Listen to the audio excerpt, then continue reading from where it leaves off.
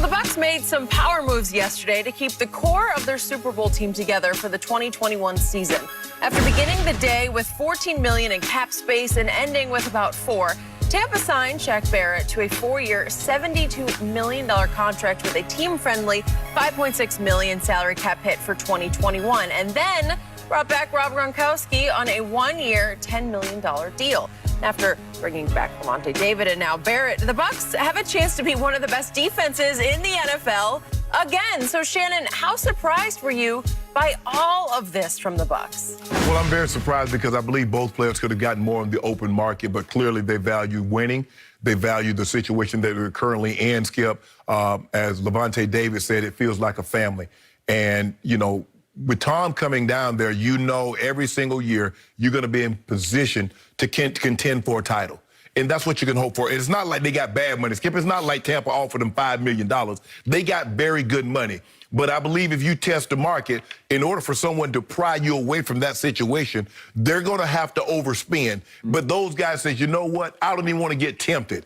That's why the dealerships get when you go to buy a car and you say, well, I'm going to go look at something else. They say, no, but well, what can we do to make it right? How do we get you in this car right now? Because they know you go somewhere else, Skip, there's a good chance another salesman can put the pressure on you and you ended up never coming back and purchasing the car that you just test drove. So I like the move, but Skip Bayless just told me, said Matthew Judon had a down year last year and he was the 21st Pro Football Focus ranked Matthew Judon, the 21st best edge rusher. I think it was worse than that, wasn't it? No, 21st.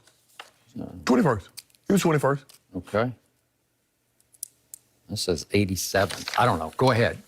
Guess who was the 22nd best pass rusher in the NFL last year? Okay. Shaq Barrett. Yeah, I told you during the regular season he was a no-show a lot of times. But guess what happened? The number you just gave me was regular season. What happened in the post? But guess what? Shaq Barrett had the most pressures of any player in the NFL. Okay. So he might not have necessarily gotten home, but the pressure that he generated, forced throws early, guys throwing off their back foot, got interceptions.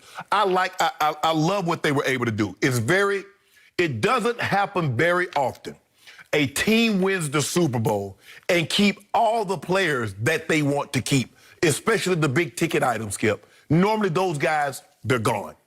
But Shaq Barrett, Lavonte David, Gronk, I wasn't worried about Gronk. I knew Gronk was going to stay because he and Tom Brady are a package deal. But Lavonte David and Shaq Barrett, they surprised me, not so much that they came back, is that they didn't go to see what was out there. And maybe they didn't want to see what was out there. Maybe they knew what was out there, and somebody's going to throw so much money at them, Skip, they're like, I can't go back. But give them credit.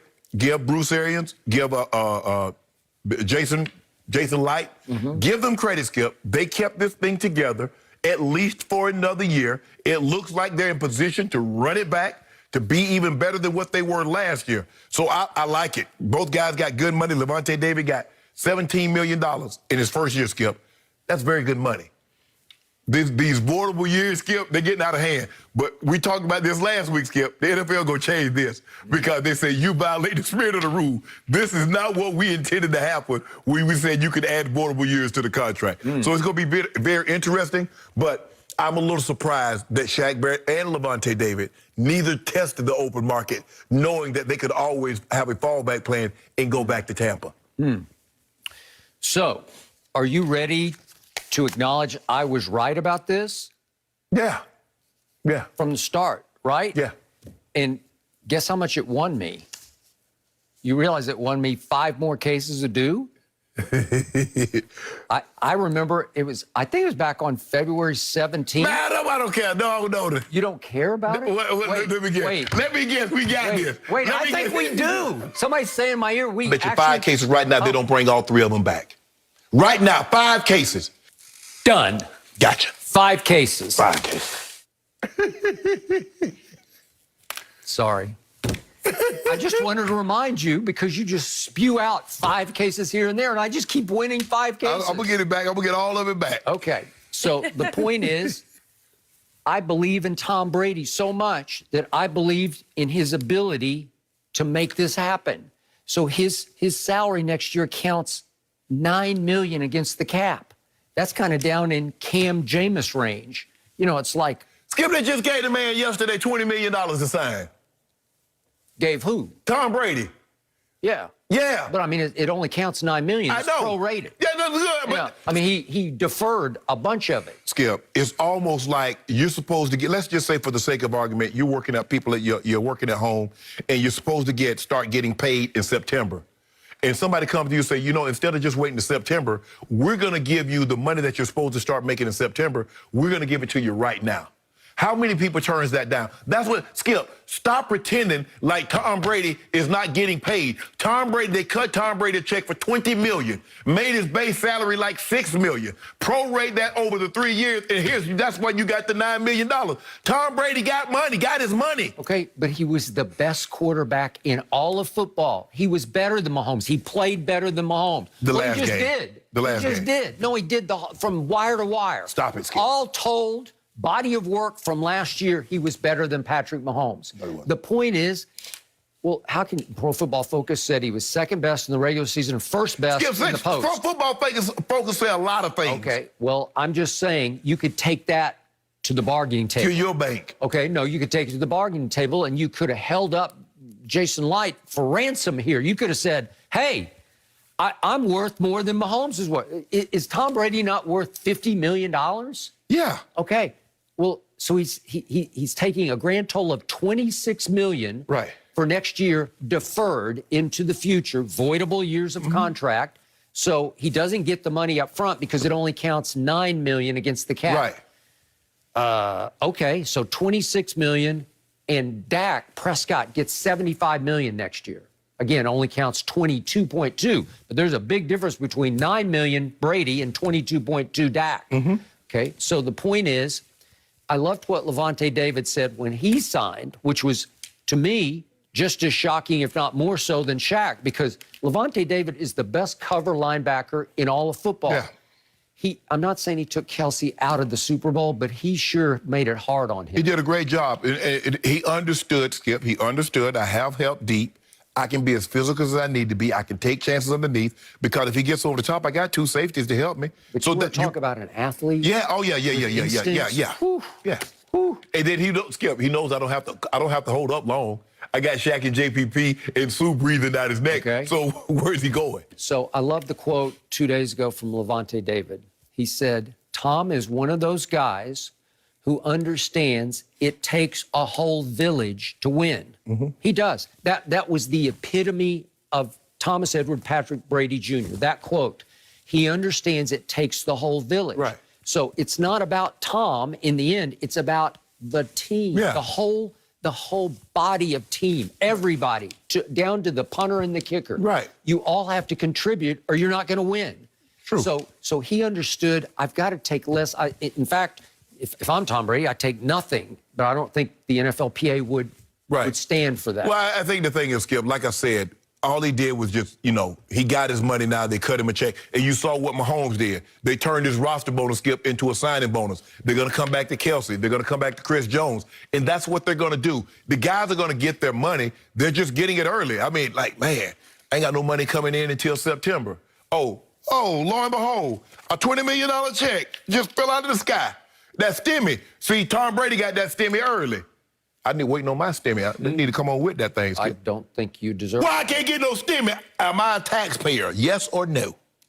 You do okay, though. Are you in need? Nah, I ain't looking for no stimmy. Thank you.